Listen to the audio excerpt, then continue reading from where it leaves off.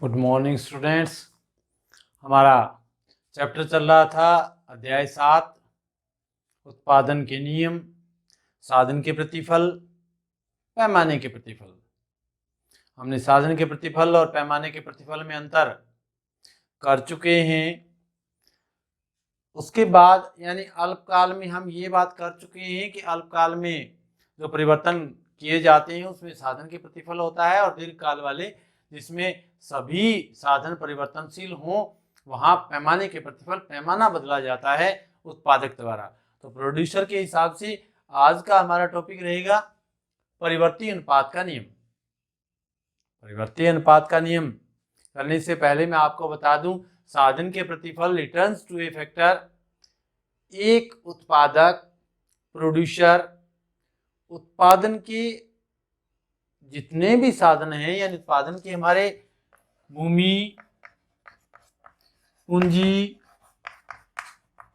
श्रम, उद्यम, टेक्नोलॉजी, जितने भी साधन हैं उन सभी साधनों को, इनमें से कुछ साधन स्थिर साधन हैं और कुछ साधन परिवर्तनशील साधन हैं। ये बात हम पहले कर चुके हैं। कौन कौन से साधन स्थिर हैं, कौन कौन से साधन परिवर्तनशील हैं, या भली भांति जानते हैं। जैसे भूमि, पूंजी, उद्यम ये आपके स्थिर साधन हैं, जबकि श्रम अपने आप में परिवर्तनशील साधन है, वेरिएबल फैक्टर है। टेक्नोलॉजी भी परिवर्तित की जा सकती है। यहां हमें करना क्या है, साधन के प्रतिफल रिटर्न्स टू ए फैक्टर यानी एक साधन को परिवर्तित करना है और बाकी सभी साधनों को स्थिर रखना है। एक साधन, कौन से साधन को? सिर्फ परिवर्तनशील साधन को। परिवर्तनशील साधन हमारा श्रम है, परिवर्तनशील साधन को परिवर्तित करेंगे हम।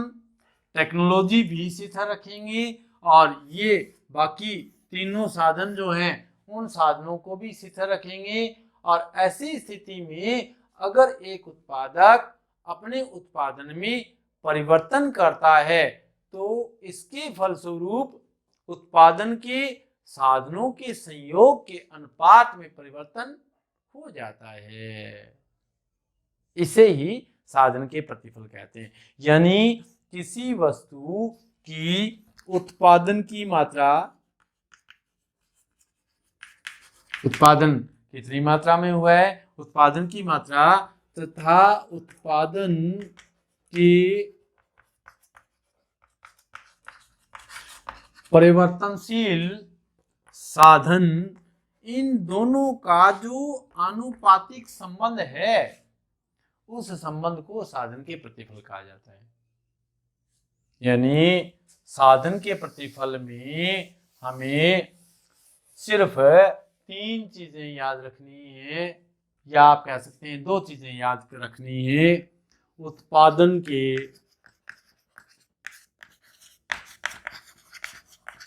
अन्य साधन। अन्य साधन कौन से?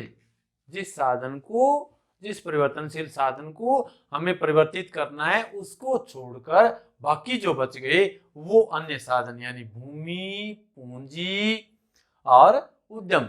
और एक मुख्य बात, उत्पादन तकनीक, उत्पादन तकनीक को नहीं बदलना। इन 2 चीजों को हम निश्चित रखेंगे या स्थिर रखेंगे, आप इसे कुछ भी कह सकते हैं। यानी इन चीजों को हम, सभी अन्य साधन जो बच गए उन्हें स्थिर रखेंगे और उत्पादन तकनीक में परिवर्तन नहीं करेंगे। दूसरी बात, केवल एक परिवर्तनशील साधन, इसे हम क्या करेंगे, इसे हम परिवर्तित करेंगे। तब जो चीज निकल के आएगी, जो प्रतिफल आएगा उसे हम, प्रतिफल का मतलब रिटर्न, इसके बदले में हमें क्या प्राप्त हो रहा है, तब जो प्रतिफल आएगा वो हमारा साधन का प्रतिफल होगा, क्योंकि इस एक साधन के बदलने के कारण परिवर्तित हुआ है हमारा। ठीक है, अब बात करते हैं साधन के प्रतिफल। ये भी मैंने आपको एक मैडम का लेक्चर भेजा था उसमें अगर आपको क्लियर हो गया हो तो साधन के नॉर्मली मैं आपको छोटा सा बता देता हूं। साधन के प्रतिफल के रूप कितने हैं? 3 रूप हैं। साधन का बढ़ता प्रतिफल,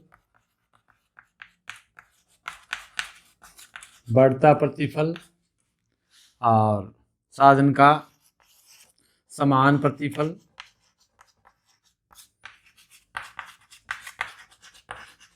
और साधन का घटता प्रतिफल। 3 रूप हैं साधन के प्रतिफल के। साधन का प्रतिफल, साधन के प्रतिफल की 2 बातें थी। उत्पादन के अन्य साधन शिथिल रहेंगे, उत्पादन तकनीक शिथिल रहेगी, और क्या करना होगा?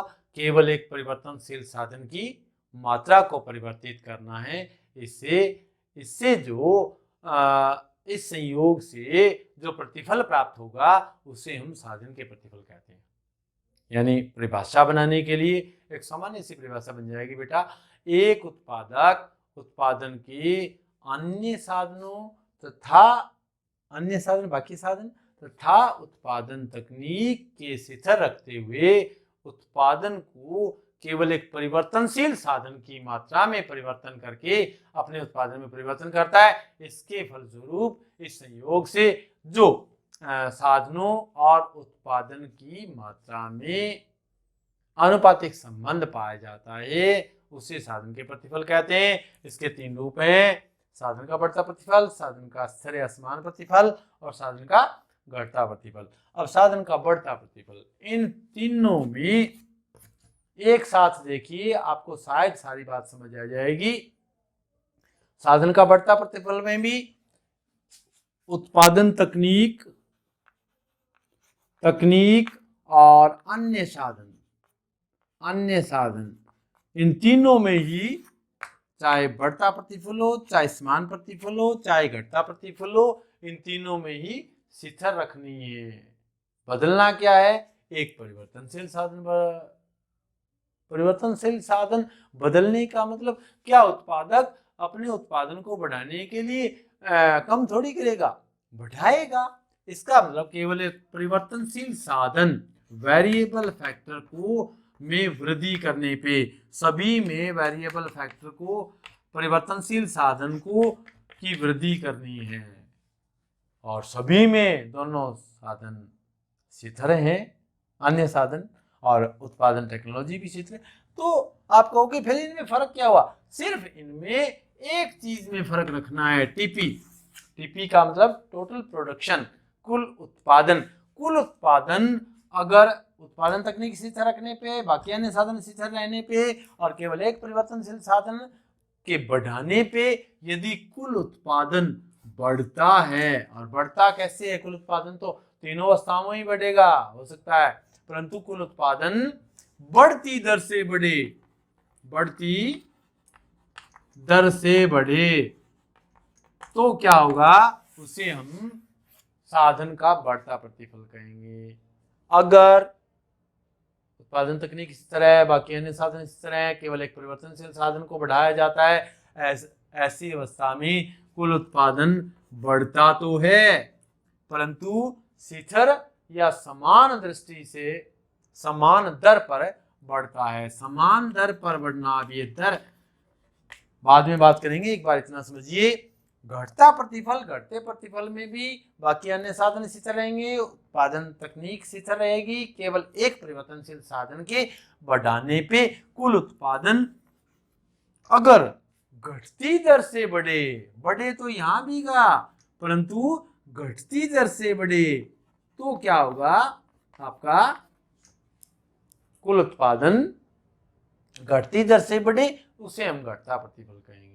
ये दर घटती और बढ़ती क्या है, इसे समझने के लिए हमारे सामने मान लिया हमने जैसे उत्पादन फलन किया था, भूमि और पूंजी 2 ही कारकों, भूमि और श्रम, भूमि एक शिथिल कारक ले लिया था और परिवर्तनशील कारक श्रम ले लिया था।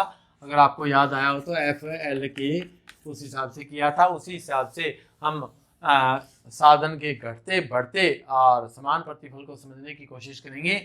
जैसे भूमि एक शिथिल साधन है, भूमि 1 एकड़ ही रहती है, ठीक है। श्रम परिवर्तनशील साधन है, श्रम को हमें बढ़ाते जाना है, बढ़ाते जाइए, परिवर्तित करते जाइए। अब टीपी कुल उत्पादन मान लिया यहाँ 2 था, यहाँ 5 हो गया, यहाँ 9 हो गया, इसके बाद यहाँ 12 हो गया, 14 हो गया, 15 हो गया, 15 हो गया, 14 हो गया, चलता रहेगा। अब यहाँ देखिए, हमने अगर आपको याद हो तो कुल उत्पाद, औसत उत्पाद और सीमांत उत्पाद में भी हमने किया था बढ़ती दर से। यहाँ देखिए कितना बड़ा कुल उत्पादन 3। जैसे ही इस परिवर्तनशील साधन की 1 इकाई और का प्रयोग किया गया, यहाँ कुल उत्पादन 3 बढ़ा। यहाँ 1 इकाई का और प्रयोग किया गया तो कितना बढ़ा? 4 बढ़ा। यानी पहले कितना बढ़ा था? 3, उसके बाद कितना बढ़ा? 4, 3 से 4 बढ़ा। इसका मतलब ये बढ़ता प्रतिफल है। यानी अगर मैं कहूँ एमपी निकाल के देखें तो भी हम कह सकते हैं एमपी 2, 3, 4, एमपी से पता चल जाएगा। यानी सीमांत उत्पाद अगर बढ़ रहा है तो कुल उत्पादन बढ़ती दर पर बढ़ रहा है। सीधी सी बात, ये आपका बढ़ता प्रतिफल है, ये बढ़ते प्रतिफल की अवस्था है। अब यहाँ देखिए 9 और 3 12, 3 बढ़ा है, जबकि 12 से 14 2 बढ़ा है, ठीक है। 14 से 15 1 बढ़ा है। बढ़ा तो यहाँ भी है ना, परंतु ये क्या है? घटती दर पर बढ़ा है। इसका मतलब ये घटता प्रतिफल है। समान अवस्था 15 से 15 0 रहा है, यहाँ आके ऋणात्मक भी हो जाएगा, ये आपका घटता प्रतिफल है, ऋणात्मक प्रतिफल हो जाएगा। तो ये साधन की प्रतिफल की बढ़ता, घटता और शिथिल 3 स्थितियां हैं। अब हुआ क्या? डॉक्टर मार्शल ने एक बात कही। उन्होंने कहा साधन के घटते प्रतिफल का नियम प्रकृति के योगदान, जब भी उत्पादन प्रकृति के योगदान से होता है तो वहां घटते प्रतिफल का नियम लागू होता है। क्यों?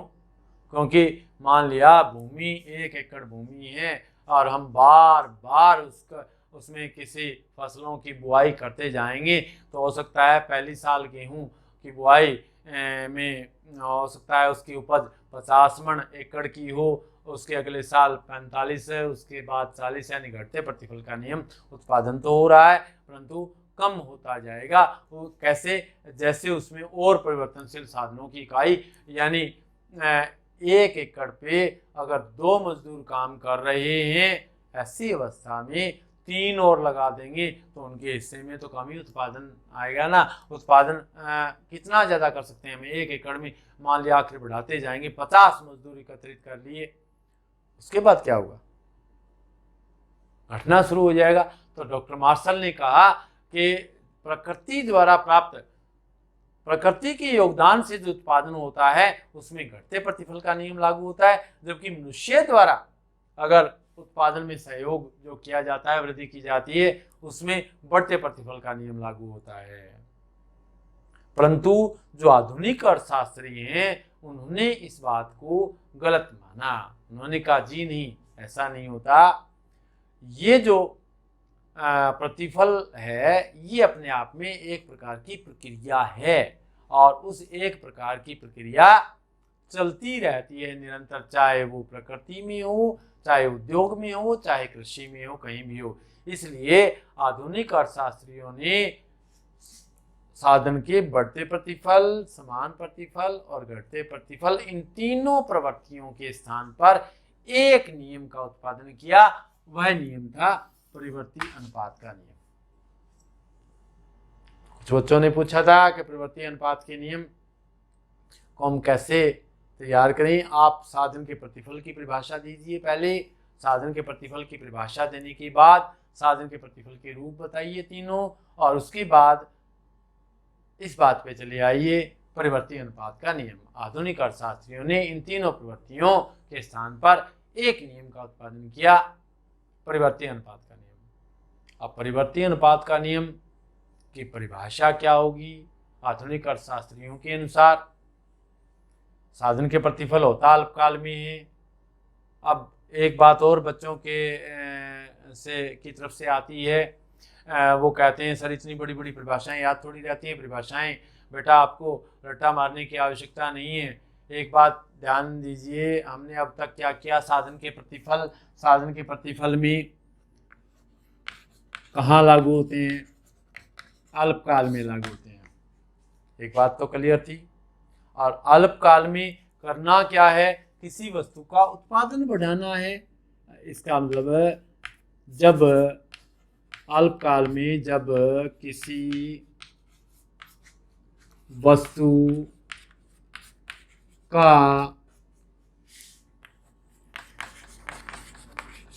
उत्पादन बढ़ाने के लिए, यहाँ तक तो क्लियर हो गया ना, अल्पकाल समय है जब किसी वस्तु का उत्पादन बढ़ाने के लिए करना क्या होगा?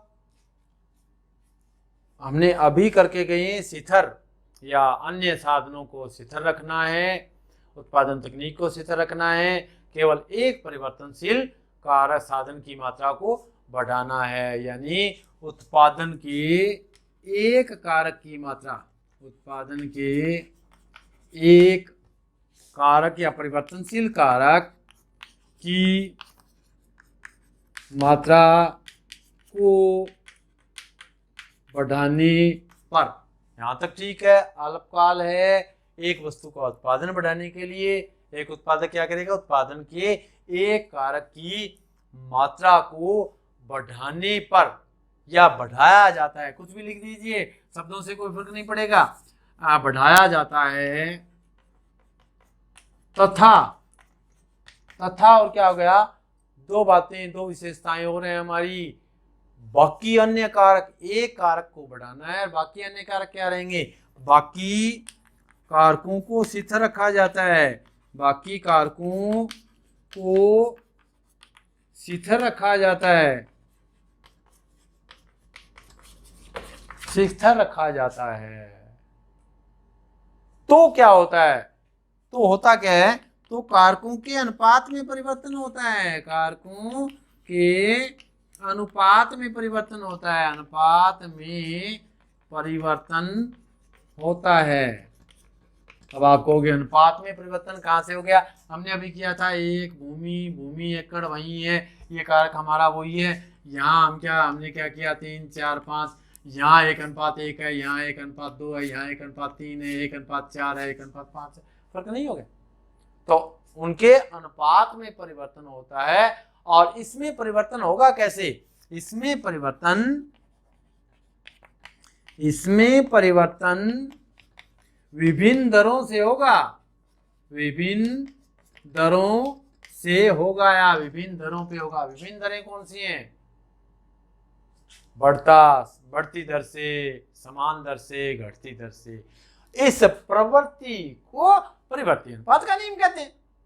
अल्पकाल में किसी वस्तु का उत्पादन बढ़ाने के लिए उत्पादन की एक कारक की मात्रा को बढ़ाया जाता है तथा बाकी अन्य कारकों की मात्रा को शिथिल रखा जाता है। ऐसी अवस्था में कारकों के अनुपात में परिवर्तन होता है। इसमें परिवर्तन विभिन्न दरों पे होता है। इस प्रवृत्ति को परिवर्ती अनुपात का नियम कहते हैं। ये आपकी इसकी परिभाषा बन गई। क्लियर?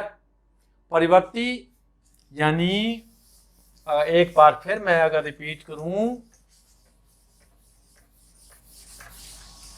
तो परिवर्ती अनुपात के नियम के अनुसार केवल एक परिवर्तनशील कारक होता है।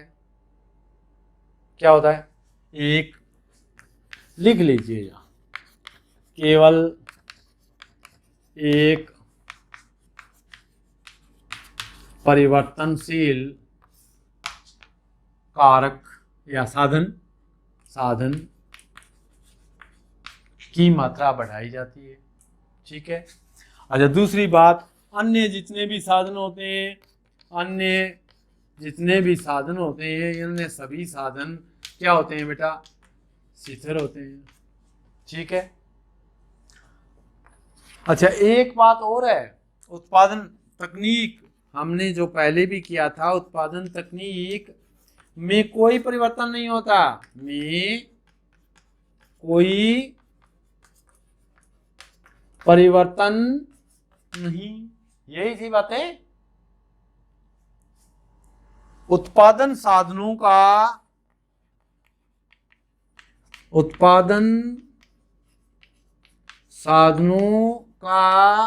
विभिन्न अनुपातों में प्रयोग अभी हम करके गए थे। एक एक एक एक एक तो अनुपात अलग अलग हो जाएंगे ना, विभिन्न अनुपातों में प्रयोग। ठीक है। और क्या रह गया, एक बात और रह गई जो मैं इसके साथ शेयर करना चाहूंगा। परिवर्तनशील साधन था ना जो हमारा श्रम, परिवर्तनशील साधन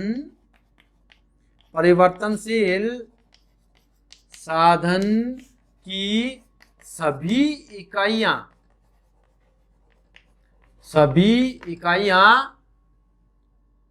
कुशल एवं समरूप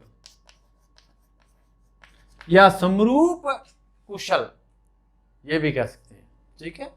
कहने का मतलब जितने भी मजदूर हम बदलेंगे ना, सभी के सभी मजदूर एक जैसे ही कुशल हैं, काम करना जानते हैं, सबकी क्षमता भी एक जैसी है। अब ये 5 बातें उस परिभाषा की विशेषता में है। इसका मतलब साधन के प्रतिफल की, परिवर्ती अनुपात के प्रतिफल की मान्यताएं क्या होगी, ये रही मान्यताएं। यही तो बातें हमने की थी, अलग से याद करने की जरूरत नहीं है। केवल एक परिवर्तनशील साधन है, अन्य सभी साधन शिथिल हैं।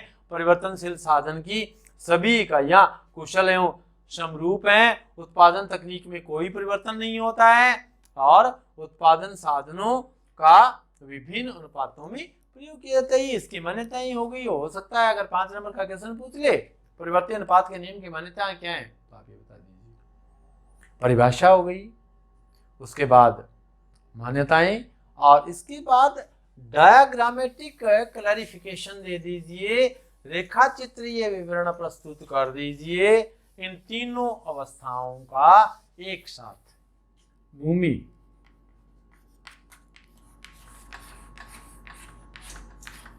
ठीक है, श्रम, बढ़ाते जाइए,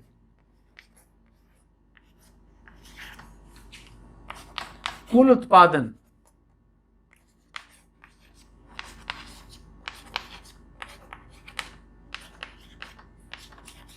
एमपी निकाल लीजिए।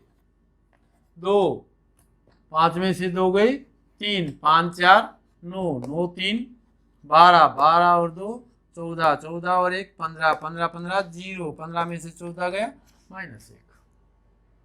औसत उत्पादन एपी निकालना चाहते हैं तो एपी निकाल लीजिए। 2, एपी कैसे निकालेंगे, टीपी बाई एल। 1 दूनी 2, 2 से 5 को भाग देंगे तो 2.5, 3 तिया 9, 4 तिया 12, 5 दूनी 10, 5 8 40, 6 दूनी 12, 3 30, 6 5 30, 7 दूनी 14, 1 10, 7 एकम 7, 8 एकम 8, 6 बच गए 60, 8 2 56। ठीक है, ये आपका एपी हो गया। अब 3 अवस्थाएं देखिए, यहाँ तीनों अवस्थाओं को अलग से एकत्रित कर दिया। यहाँ देखिए 2, 2.5, 3, ये बढ़ती दर से है। पहले 2, उसके बाद 3, 3 क्या हुआ, 2 से टीपी 2 से 5 आया, यानी पहले 1 श्रमिक था तब 2 का उत्पादन था। अब जैसे ही दूसरा श्रमिक और आया, ऐसी अवस्था में 3 कुल उत्पादन बढ़ गया है, और पहले 2 था, बढ़ती दर से बढ़ा है 2.5। देख लीजिए, पहले का 2 ही था और दूसरे का 2.5 हुआ, तीसरे का 3 हुआ, एपी से पता चल रहा है। तो यहां तक क्या है आपका बढ़ता प्रतिफल। बढ़ता प्रतिफल क्यों है बेटा, क्योंकि कुल उत्पादन बढ़ रहा है। और ये देखिए 2 से 5 आया, 5 से 9 आया, बढ़ रहा है और बढ़ती दर पर बढ़ रहा है।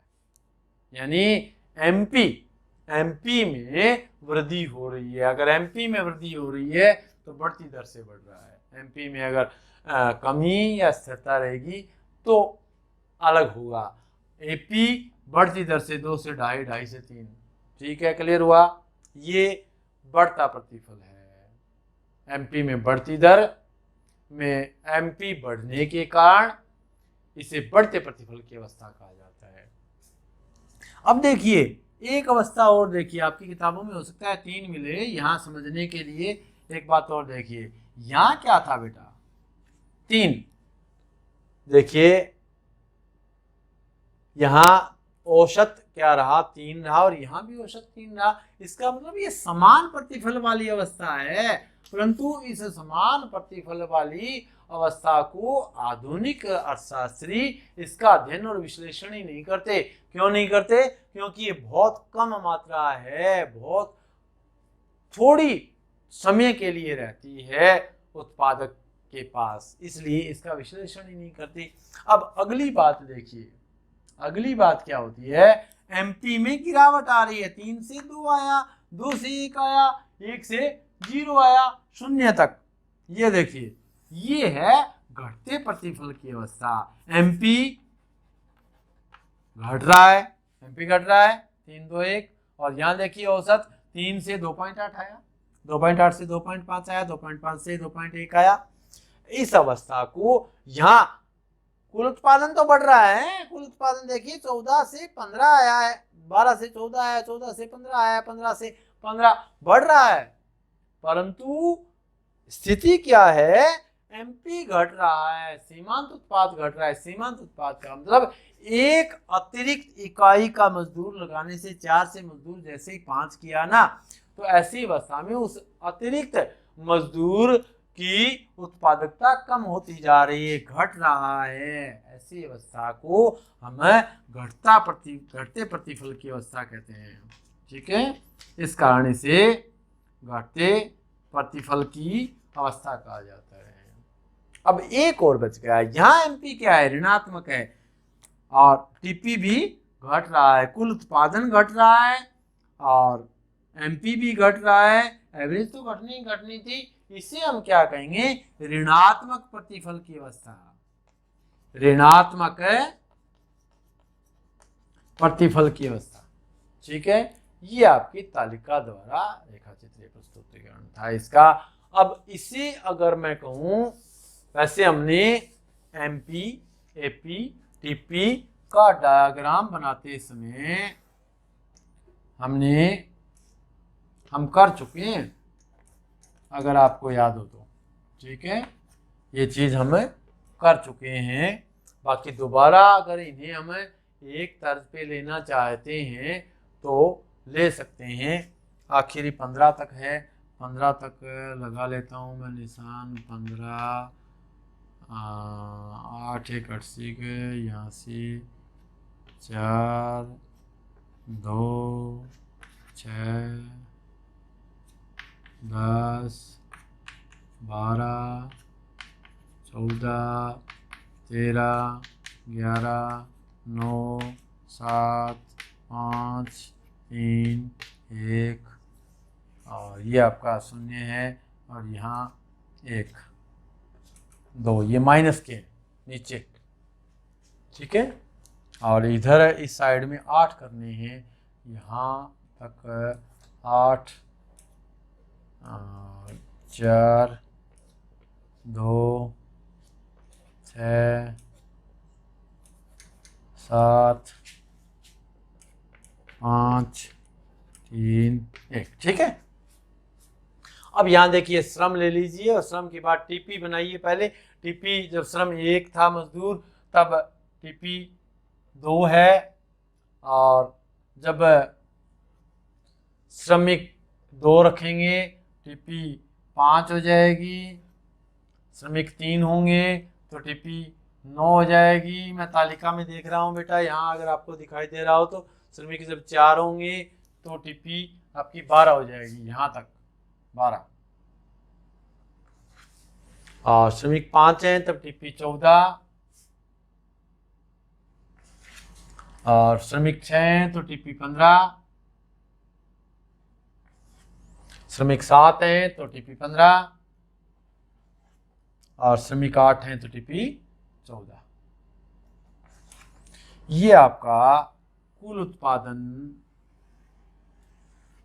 का ग्राफ बन जाएगा। ठीक है, अब एमपी का बना लीजिए। एमपी 1 है, श्रमिक 1 है तो एमपी 2 है। ठीक है, यहीं पे है। अब श्रमिक जब 2 हैं तब एमपी 3 हो जाएगा। ये लीजिए, और श्रमिक 3 है तो एमपी 4 हो जाएगा। और श्रमिक जब 4 हैं तो एमपी 3 हो जाएगा वापिस। और 5 पर 2, और 6 पर 1, 7 पर 0 और 8 पर -1 नीचे चला जाएगा। ये आपका एमपी हो जाएगा। इसी तरह एपी बना लीजिए। 1 पर 2 है, 2 पर 2.5 है यहाँ, और 3 पर 3 है, और फिर 3 है, और 2.8 और 2.5 और 2.1। ये हमने पहले भी किया था कि एपी कभी भी ऋणात्मक नहीं होता और ना ही एक्स एक्सिस को छूता है, जबकि एमपी धनात्मक भी होता है, शून्य भी होता है और ऋणात्मक भी होता है। ठीक है, ये बात आपको याद आई हो तो।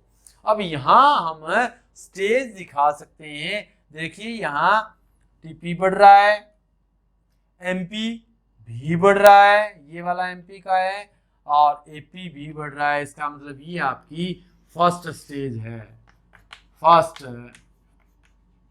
स्टेज। ठीक है, सेकंड स्टेज या यहां से शुरू होगी, परंतु खत्म कहां होगी? जहां थर्ड स्टेज शुरू होगी। ये आपकी थर्ड स्टेज है, जहां टीपी अधिकतम है और एमपी 0 है। वो स्थिति थर्ड स्टेज की है। ये बच गई सेकंड स्टेज। अब एक बात इसमें आप और बता दीजिए, उचित निर्णय की अवस्था। एक पूर्ण प्रतियोगी फर्म में, क्योंकि पूर्ण प्रतियोगी फर्म की बात कर रहे हैं हम, लाभ तो अधिकतम करना चाहेगा। अधिकतम लाभ प्राप्त करने के लिए करेगा क्या? दूसरी अवस्था में उत्पादन करेगा। अब आप कहोगे तीसरी में क्यों नहीं, पहली में क्यों नहीं? इसका एक ही कारण है, पहली अवस्था में उत्पादन क्यों नहीं करेगा? पहली अवस्था में परिवर्तनशील साधनों का से मिलने वाला प्रतिफल तो बढ़ रहा है, परंतु शिथिल साधन का प्रयोग क्षमता से कम हो रहा है। अतः जैसे जैसे उत्पादन बढ़ता जाता है, कुल लाभ भी बढ़ता जाता है, और उत्पादक अपने लाभ को तो बढ़ाना ही चाहेगा, तो बढ़ाता जाएगा जब तक वो रोकेगा नहीं।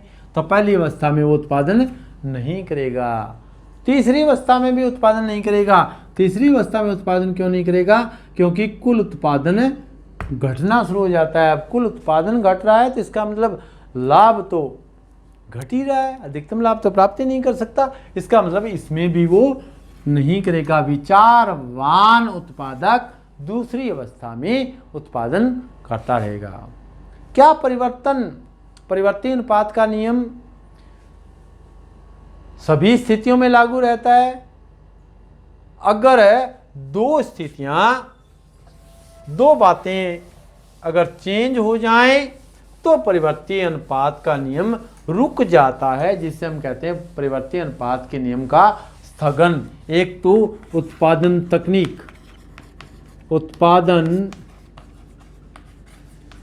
तकनीक में सुधार आ जाए तो ऐसी अवस्था में परिवर्ती अनुपात का नियम रुक जाता है, वो स्थगित हो जाता है। और दूसरी बात है, यदि उत्पादन के साधन उत्पादन के साधनों का पूर्ण स्थानापन। जैसे भी हम मजदूरों का स्थानापन करते हैं, एक मजदूर की जगह दूसरे श्रमिक को रखते हैं, वो अगर पूर्णतया स्थानापन्नता ना हो तो नियम स्थगित हो जाएगा। इन दो परिस्थितियों में उत्पादन परिवर्ती अनुपात के नियम का स्थगन हो जाता है। लागू होने की दशाएं, एक छोटे नंबर का प्रश्न कई बार ये पूछ लेता है, उसके लागू होने की दशाएं क्या होती हैं? उसके लागू होने की 3 दशाएं होती हैं। एक तो साधनों की अविभाज्यता, साधनों की अविभाज्यता। अविभाज्यता का मतलब क्या है? ये बढ़ते प्रतिफल की अवस्था में लागू होने का कारण पाया जाता है। परिवर्ती अनुपात में बढ़ते प्रतिफल का लागू होने का कारण का मतलब स्व विभाजन हो जाता है। जैसे जैसे हम परिवर्तनशील साधन की ज़्यादा इकाइयों का प्रयोग करते हैं, कार्य कुशलता में वृद्धि होती जाती है, क्योंकि उनका काम बंट गया, और काम बंटते ही अपने आप में एक्सपीरियंस आएगा, ट्रेनिंग मिलेगी। शिथिल परिवर्तनशील साधनों के साथ समन्वय का स्तर भी बढ़ जाता है। इसका मतलब सीमांत उत्पाद बढ़ता है, एमपी बढ़ता है। एमपी बढ़ता है तो कुल उत्पादन बढ़ती दर पर बढ़ता है। ये स्थिति होती है बढ़ते प्रतिफल की अवस्था के लागू होने का कारण होता है। ये दूसरा होता है साधन अनुपात में परिवर्तन। ये कब होता है? साधन अनुपात में परिवर्तन घटते प्रतिफल की अवस्था के लागू होने का कारण होता है। घटता प्रतिफल यानी साधन अनुपात में परिवर्तन का मतलब क्या है? एक साधन परिवर्तनशील है हमारा, बाकी जितने भी साधन हैं वो सारे के सारे शिथिल हैं। जब सारे साधन शिथिल हैं तो अनुपात में तो परिवर्तन होगा ना, और यदि अनुपात में परिवर्तन होगा तो क्या होगा? धीरे धीरे करते करते परिवर्तनशील साधन की प्रत्येक अतिरिक्त इकाई को शिथिल साधन की उसी शिथिल कारक की उसी निश्चित इकाई के साथ समन्वय बैठाना पड़ेगा। कितना समन्वय बैठा पाएगा? कभी ना कभी तो असमन्वय की स्थिति उत्पन्न होगी, और ऐसी अवस्था में सीमांत प्रतिफल घटना शुरू हो जाएगा। और यदि सीमांत प्रतिफल घटना शुरू हो गया तो हमारा घटता प्रतिफल का नियम लागू हो जाएगा यहाँ। और एक होता है वही अपूर्ण स्थानापन्नता, जो हमारा स्थगन होता है। अपूर्ण स्थानापन्नता यानी जितने भी हम परिवर्तनशील कारक की इकाई को बढ़ाते हैं, जरूरी नहीं है वो एक जैसे समरूप और कुशल हों, उनका पूर्ण स्थानापन्न हो ही नहीं पाता। तो ये 3 लागू होने की, इस नियम के लागू होने की दशाएं हैं, इसके कारण हैं। और ये हमारा आज का टॉपिक है। सारांश रूप में साधन के प्रतिफल, एक उत्पादक उत्पादन के अन्य साधनों तथा उत्पादन तकनीक को शिथिल रहते हुए उत्पादन के केवल एक परिवर्तनशील साधन की मात्रा में परिवर्तन करके जब उत्पादन को बढ़ाता है तो इसके फलस्वरूप उन साधनों के अनुपात के संयोग में जो परिवर्तन आता है, यानी उत्पादन मात्रा और उत्पादन के परिवर्तनशील साधन के अनुपातिक संबंध को साधन के प्रतिफल कहा जाता है। 3 रूप हैं इसके, बढ़ता प्रतिफल, समान प्रतिफल और घटता प्रतिफल। इन तीनों प्रवृत्तियों को एक साथ बनाने के लिए आधुनिक अर्थशास्त्रियों ने परिवर्ती अनुपात का नियम लागू कर लिया। परिवर्ती अनुपात के नियम की मान्यता वही है, केवल एक साधन परिवर्तनशील है, अन्य सभी साधन शिथिल हैं। परिवर्तनशील साधन की सभी इकाइयाँ समरूप और कुशल हैं। उत्पादन तकनीक में कोई परिवर्तन नहीं होता है। उत्पादन साधनों का विभिन्न अनुपातों में प्रयोग होता है। टेबल बना दीजिए, टीपी, एमपी, एपी तीनों दिखा दीजिए। भूमि स्थिर साधन दिखा दीजिए, श्रम परिवर्तनशील साधन दिखा दीजिए, डायग्राम दिखा दीजिए। डायग्राम में फर्स्ट, सेकंड, थर्ड तीनों स्टेज दिखा दीजिए। अगर वो पूछता है उचित निर्णय की अवस्था कौन सी है तो बता दीजिए। एक विचारवान उत्पादक दूसरी अवस्था में अपना उत्पादन करना पसंद करेगा, क्योंकि अधिकतम लाभ उसी अवस्था में उसको मिलता है। अगर वो कहता है परिवर्ती अनुपात के नियम के लागू होने की दशाएं क्या हैं या कारण क्या हैं, तो 3 बातें बता दीजिए। साधनों की अविभाज्यता, बढ़ते प्रतिफल वाली है, और साधन अनुपात में परिवर्तन और अपूर्ण स्थानापन्न घटते प्रतिफल के रूप में है। अगर नियम का स्थगन पूछता है तो 2 बातें बता दीजिए। उत्पादन तकनीक में सुधार, यदि उत्पादन के साधनों में पूर्ण स्थानापन्न हो तो, ये 2 चीज़ों की अवस्था में। तो यह आज का हमारा टॉपिक था, अच्छे से इसको तैयार कर लीजिए। कल बृहस्पतिवार है, अगर और कोई छोटी मोटी बात रहती है आपके दिमाग में इस चैप्टर के एवज में, परिप्रेक्ष्य में, तो आप मुझसे पूछ लीजिए, अन्यथा साएं हम टेस्ट लेंगे इस अध्याय का। That's all, have a nice day.